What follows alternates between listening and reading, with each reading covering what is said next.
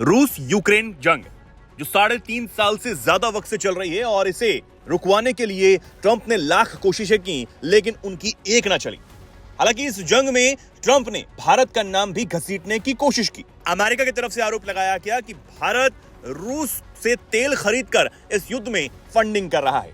लेकिन कई खबरें यह भी सामने आई कि रूस की तरफ से कुछ भारतीय यूक्रेन से जंग में लड़ रहे हैं। अब एक ऐसी ही एक और चौंकाने वाली खबर सामने आई।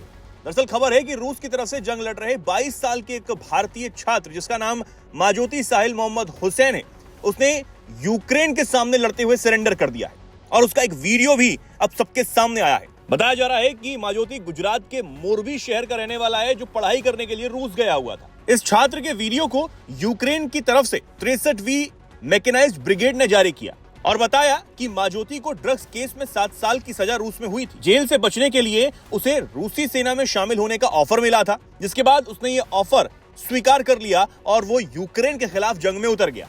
लेकिन सिर्फ इस जंग में वो 3 दिन ही टिक पाया और उसने यूक्रेन की सेना के सामने सरेंडर कर दिया, जिसके बाद यूक्रेनी सैनिकों ने उसे पकड़ लिया। जो वीडियो यूक्रेन की तरफ से जारी किया गया है उसमें ये छात्र माजोती ये बताता हुआ नजर आ रहा है कि वो जेल नहीं जाना चाहता था, इसलिए उसने रूसी सेना का कॉन्ट्रैक्ट साइन कर लिया। उसे सिर्फ 16 दिन की ट्रेनिंग दी गई और 1 अक्टूबर को पहली बार युद्ध में भेज दिया गया। 3 दिन बाद अपने कमांडर से झगड़े के बाद उसने यूक्रेनी सेना के सामने सरेंडर करना ठीक समझा। रूसी भाषा में बताते हुए उसने आगे ये भी बताया कि मैंने हथियार डाल दिए और कहा कि मुझे लड़ना नहीं है, मुझे मदद चाहिए। माजोती ने कहा कि वो रूस वापस नहीं जाना चाहता। उसने ये भी बताया कि उसे सेना में शामिल होने का पैसा देने का वादा किया गया था, लेकिन उसे कुछ भी नहीं मिला है। अब खबरों के मुताबिक कीव स्थित भारतीय दूतावास मामले की जांच में जुटा हुआ है। अभी यूक्रेन की तरफ से कोई आधिकारिक जानकारी इसको लेकर नहीं मिली है, लेकिन यूक्रेन ने कई विदेशी सैनिकों को पहले रूस के लिए लड़ते हुए पकड़ा है और उनके वीडियो भी जारी किए हैं।